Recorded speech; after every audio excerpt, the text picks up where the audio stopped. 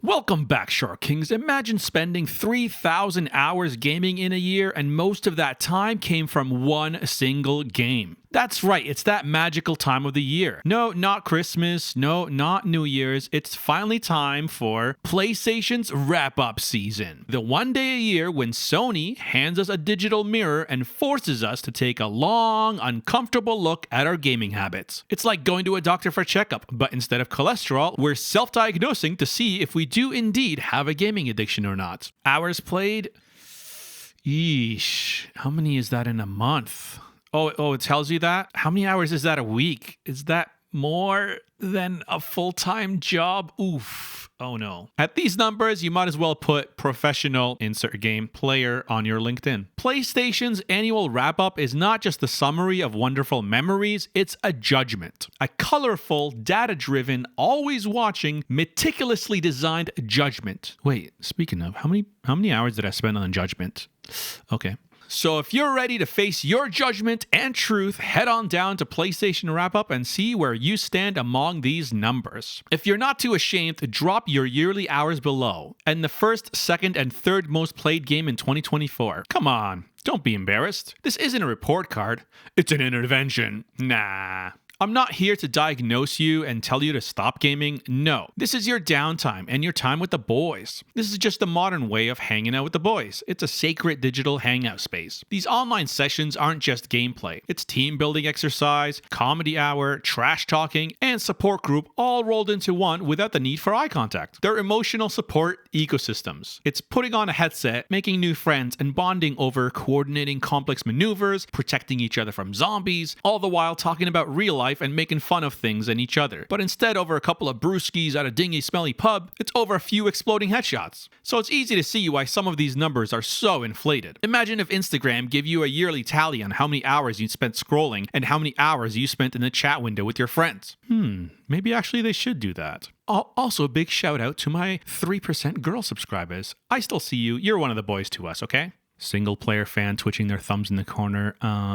Hey, I see you over there. I don't play multiplayer games, and yet I still have over 1,000 hours this year. Don't think I'm ignoring you. In fact, this video is made just for you. Maybe you're a dad who only games an hour or two a night after work when the wife and kids are in bed, and you can't be loudly joking around on a headset, so single-player games are now your main jam. We're going to try to convince you to go from this, 1,000 hours, but only 4 games, into this, 1,000 hours and 100 games. If you don't care about the online world of party chats and community building, and you just like to get lost in gaming for hours, this video is about how to get the most bang for your buck when you're on PlayStation Plus Extra. I've said it before on this channel and I'll say it again. PS Extra is a buffet. You can spend all your time eating chicken because it's a safe bet, but I want you to not be afraid to try some new things outside of what you're used to. Because at the end of the year, you realize that if you only played a game or two, you were essentially paying a monthly fee for just that one game. And regardless of hours spent, you're just not getting your money's worth because you might as well buy it at that point. Extra is about trying new things. So let's get started talking about the huge, vast,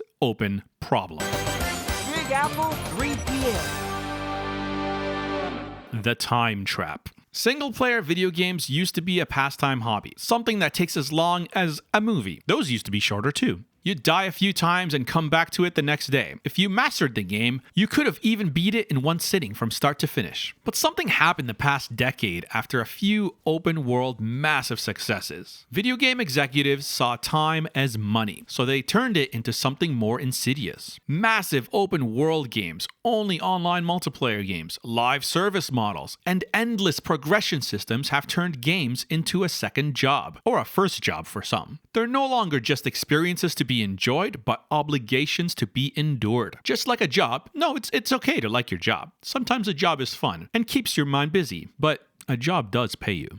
Modern games have become a psychological time manipulation machine. Developers have weaponized human psychology to create an intricate reward system that keeps players locked into repetitive gameplay loops for hours and hours. From daily quests, battle passes, seasonal cosmetics, and the constant grind for better gear and stats, they never want you to leave. They want you to have FOMO every single day. Gotta get my dailies. The game plays you more than you play it. These forced time sinks are not designed for fun anymore. They're designed for always-on engagement. And this isn't even counting games like Rust where things happen in real time when you're not online. Something dramatic could have happened while you were sleeping and all your hard work is gone. They want to consume your life, not enhance it. You are a slave to their digital world. The modern gaming landscape, ever since the open world boom, has convinced players that value is measured in hours played. The more hours a game has, the better the game is, right? That may be true if you're shelling out $100 for a brand new game, and you feel like you need at least 100 hours to make every single dollar worth it. But again, we're not at a $100 dinner. We're at a buffet. A 100-hour game isn't inherently better than a 4-hour game. In fact, shorter experiences are crafted more intentionally and are often more pure and memorable. So go have a few snacks and take a break from the chicken that you're used to.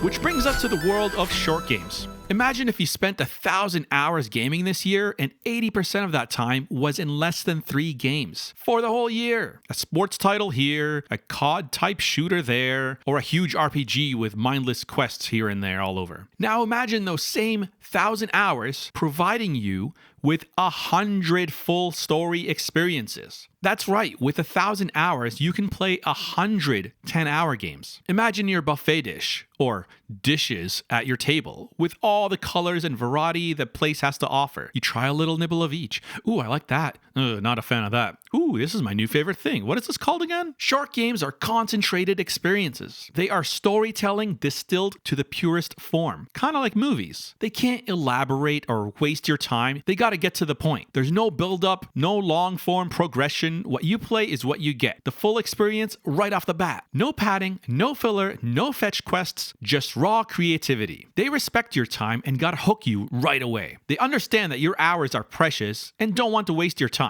And the best part is, if you don't like them, you could just move on to the next one. Again, we're at a buffet here. You don't have to commit to anything, only the things you love. I know it's hard to know which ones you'll love ahead of time because you don't know where to start. Well, a good place to start is to subscribe to this channel because we recommend short games on PlayStation Plus Extra. That's our whole motto here. Ta-ding! I want you to think of the most powerful memory you have of a single-player game this year. It could have been a huge open-world title, could have been multiplayer, could have been a short game. Did that moment happen in the pre-structured narrative-driven story, or did it happen when you were helping an NPC with some fetch quest? Or maybe it was when you were wandering off the beaten path and an unexpected glitch happened. What was your favorite gaming moment of the entire year? Was it during the 57th hour of collecting resources? Or was it that precise moment of an emotional revelation that was pre-scripted? I'm truly amazed how little I remember of open world games. You sometimes play 50, 80, 100 hours, and all you remember is maybe 2 hours worth. So much of it is just lost time and lost memories. We're not making memories. We're punching in for a new shift. This is especially true for some of us completionists. We have this perfect story with a nice intro and a conclusive ending, yet we often sour the experience by going back to that world in order to experience everything and collect all the trophies. A 4-hour game can take you through all the ups and downs of an emotional journey that a 100-hour game might sometimes never even achieve. Here's an unfair example. Pitting a game like Brothers, A Tale of Two Sons, or What Remains of Edith Finch, both games like under 3 hours, against some of the latter Far Cry or Assassin's Creed titles. The emotional gut punch is much more powerful from the short games, even though it took one single playthrough, instead of a month, 2, or even more months of playing the exact same game. It's not about how long you play, it's about what you feel when you're playing. While most modern games try to get the most hours out of you because that's what they feel makes their games a success, short games are an act of rebellion against this way of thinking. They say, your time is valuable. We respect that. They don't want to consume your life. There's no padding, no artificial extension of gameplay. They just want to enhance it enough for you to talk about and recommend it to others, as is often the case. A lot of these short games, you'll spend more time talking about how good the games were than actually playing it. The first thing people do is go to YouTube to find someone that explains that ending. You'll find lots of discussions with spoilers that you can finally watch, with everyone chiming in about their favorite part of the game and what what this part means. It's really fun, especially if the ending was open-ended and kind of ambiguous. You'll soon realize that you spent more time watching videos about the game than this time you spent actually playing the game. So if you have only 5-10 hours a week, that's like 1 to 2 hours of gaming a day. I want you to imagine for 2025 experiencing 50 completely unique experiences, one every week, each with its own story, its own emotional core, its own gameplay design choices, unique and wacky controls, creative art direction, rich lore for you to get lost in, but not for too long. PlayStation Plus Extra offers you a buffet of short games and experiences waiting to be tasted, where the long games on the service, as good as some can be, offer an endless resupply of the same exact dish. Also, I'm going to add here, you don't have to commit to just short games and disregard all the long games. It's perfectly valid and healthy to take a break from the long games to jump in the short games for a day or two. Beat it, feel refreshed, and get back to the grind. Just spice it up a bit. This isn't about gaming and gaming habits, it's about art in general, how we consume it and how we value and understand storytelling. The best stories are sometimes concise, nothing against completely getting lost in a tome, but the most powerful and memorable poems are often the shortest. Movies understand this, books understand this, and video games are circling back and catching up, at least if they don't have these letters attached to them. The big studios have been shutting down their most creative teams, chasing the Fortnite pie, and not learning their lessons year after year of disappointing live service releases. Short games are an art form, usually from a small team who cares a lot. They're not a compromise, they're a celebration of focused creativity.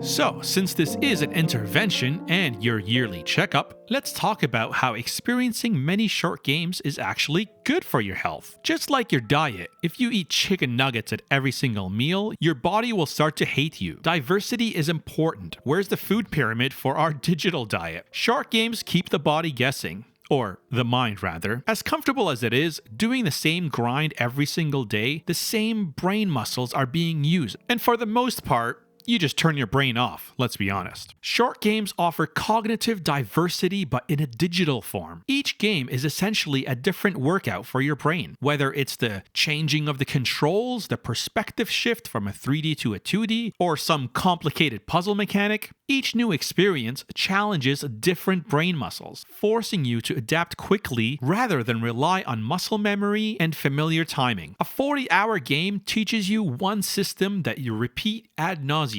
10 4-hour games teach you 10 different ways of thinking. One might be a walking sim. One might be a challenging platformer. One might be a puzzler that almost makes you look it up online. Another one might make you use each stick for 2 different characters. One game might make you use each stick for each leg. By changing it up, you're forcing your brain and fingers to rely less on muscle memory and to try something new. Have you ever played a lot of one game, then jumped into another very similar game and be totally trash at it? Have you ever tried inviting your Call of Duty friends into an Apex match and they're totally useless? All helpless, crouching and camping in the same spot, being like, that doesn't work here. Or maybe bringing your fast-moving Apex sweat into a Siege match. Or even worse, invite someone who only plays first-person shooters like these into Rocket League. They don't even try, they just give up after like a first hour. It's way too hard for them. A lot of huge titles take your muscle memory into effect and give you a gameplay experience that you're used to, playing it safe by recycling the same part of your brain to make you feel more at home. Short games don't want to passively entertain you. They sometimes want to challenge you, provoke you even. Go play Disco Elysium and you'll come out with a much more varied take on political ideologies. Go play the Talos Principle, read all the text, and you'll come out with a newer philosophical appreciation. The majority of AAA games rely on fetch quests, grinding, resource management, and a very familiar combat system. They don't want to rock the boat. They want to suck you in so you spend lots of time with your brain turned off, playing it safe. The most toxic phrasing in gaming isn't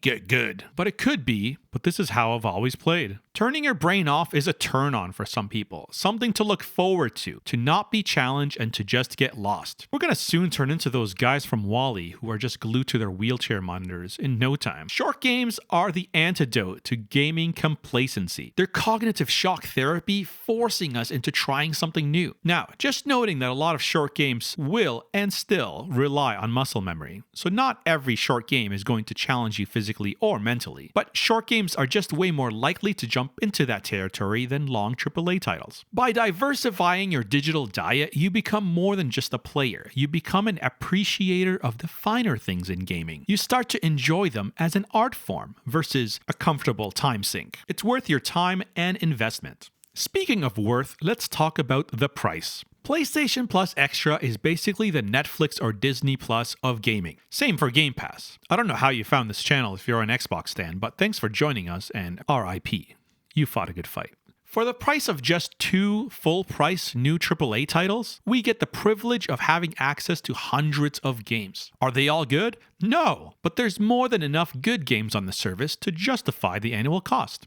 I just did a video about that. I want you to treat this privilege like a passport. You get to visit so many universes and experience them as soon as you want to, or as soon as your internet speed allows you to download that 140 gig title. So instead of thinking $100, I want you to think of it in terms of new games. Instead of those 2 brand new titles that came out, how many other games can I play to make it truly worth it this year? Since we all spend roughly the same money on the service, it's all about how we use our time. Some of us are time rich and can devote 3,000 hours into gaming, like the intro of the video. Others only have a few hours a week to commit. When every game is essentially free to play, the risk tolerance goes through the roof. That weird indie game that you would have never shelled out $20 on, let alone $40 for the non-sale price, well, now's the time to see what the fuss is all about, because it's free to try. And the best part is, if you don't like it, just delete it and move on. You didn't waste $40, just a few minutes of your time. With huge games, $70 is a huge ask. If you spend that much money on one game, in order to get your money's worth, you have to enjoy the game. You have to get the most hours out of it, or else you're gonna have buyer's remorse. You're way too invested to admit that it might suck, or it might not be the perfect game for you. But with short games on Extra, it's just a few clicks. Add to library, download, install. Play? Didn't make it past the tutorial? Not for me. Moving on. Zero guilt. And you don't even have to leave the house for any of it. In the old days, we'd rent a game from a store, bring it home, be not into it, but still be committed to the rental price, and after a few days, go back to the store to return it. Buyer's remorse is non-existent on PS Plus Extra and Game Pass. Many people don't appreciate how convenient a gaming library subscription is. It completely transforms how you approach unfamiliar territory. Because of the zero guilt and zero commitment to finishing the game, you no longer become a prisoner to your digital purchase. With that digital passport to all the universes, you become an explorer, a curator, a collector even. You'll discover genres you didn't even know existed, game mechanics that challenge you, and narratives that blow your mind, or even you might share a tear for pixelated art. The traditional gamer buys one game at full price, pre-release and unfinished, commits to it, and defends it like they're legally married. The modern gamer with a subscription instead dates around, keeps their options open, not committed to anything unless they absolutely love it. They're constantly learning and growing and being exposed to new ideas, some of which might even branch to outside of gaming. You're not just playing games anymore. You're studying and growing by playing them, all the while supporting small teams who are giving us something new, and who are the only people fighting against the tired gaming trends that have been dismantling studios like them and giving us the same experience year after year. Be a part of the change. If you're not going to shell out the small ask for their games, at least give them a try on Extra. It's free. It'll only cost you your time. And it sends a message that more and more people are giving their attention and time to ingenuity and creativity, rather than the mundane moneymaker who often loses a lot of money. Who knows, maybe a title will be so good that you'll want to buy a sequel when it comes out, and that way they can continue their innovation and we together will make a small dent in the gaming landscape. So now that we've diagnosed the problem, let's start your rehabilitation. But don't worry, I'm not going to tell you to game less and go touch grass. Rather than tell you to set a playtime limit, I want you to set a game time limit. What does that mean? Well, imagine your total playtime next year stays exactly the same as this year's wrap-up, but the game time will be where those hours got spent. How many games did you play while keeping your playtime the same? The goal is to diversify and explore. If you find yourself sometimes in the next year pushing that 200-hour limit on just one game, and you get this feeling like, ooh, this will be in my top 5 list in December for sure, and it's only February. Well, then you know that it's time to take a step back and diversify. Challenge yourself to step into a different universe for a while. Or if you still haven't beaten that main quest despite those 200 hours, go focus on the main quest. Get that satisfaction of concluding the main story. Do you think you could turn that 200 hours that you spent in one game into just 100 hours and achieve the same memories? If you can, then you can spend your other 100 hours into 5 to 10 other games, ranging anywhere from 10 to 20 hours each. Start small. Just trade those side quests and grinding of that one game into entire other experiences. Again, I don't want you to add more hours into your day. Use those same hours, but change it up a little. If you need help in finishing open world games more efficiently, I did do a video on that with a few tips that are gold. PlayStation Plus Extra is your rehab center. No $70 commitment hanging over your head to spend more time in that one game just to get your money's worth. It's a low-risk environment for us to experiment in. Click, add to library, download. If you don't like it, delete it. No guilt. I want you to start prioritizing games that make you feel something versus games that just keep you busy. I want you to catch the next time you find yourself agreeing to a fetch quest or a daily, whether it's an NPC telling you to grab 10 of this and that, or a weekly quest in a live service game telling you you have to get 5,000 damage or 20 kills with this gun you hate. I want you to stop yourself and say, hey, wait a minute, this sounds like a job. If you need more crafting material and you gotta go and punch some more trees, yep, you're an unpaid intern. This isn't about playing less again. It's about being intentional with our limited time. I want you to be aware of when the game is trying to play you. I want you to celebrate finishing games. It's such a good feeling to cross another one off your backlog. In next year's wrap-up, I want you to have more games beaten. I don't want your hours to add up, just a variety. Jump into new genres, less grinding and more finishing. Wait a minute. This isn't about gaming. It's about reclaiming your time, joy, and soul. So if you're ready to start your journey, press options. Never. It'll always be the start button. So if you're ready to jump in, press start player 1. Let's go. So I hope this video exposed you to a new way of thinking about how good we have it as subscribers of PS Extra. I swear they don't pay me to say this. And yes, I'm still mad they increased the price 30% last year, and even more bitter that they don't offer current subscribers a sale around Black Friday. They're not perfect. There's a lot of bad games on the service. But for someone who completely skipped out last generation and went directly from PS3 to PS5, there is just way too much good stuff to catch up on. And PS Extra has been an amazing world to get lost in. I hope you found something useful from this video, and if you have any questions on the gameplay clips used, just ask with the timestamps. I did do a tier list video of the short games I beat and recommend, although by the time you're watching this, it might be dated and a lot of games might have left by now. So if you enjoyed this hot take, consider subscribing. What was your favorite short game that you've ever played? Let me know below. I've really enjoyed this community we've built here, and I'll respond to every comment. Almost. So until next time, be a friend, and I'll see you again.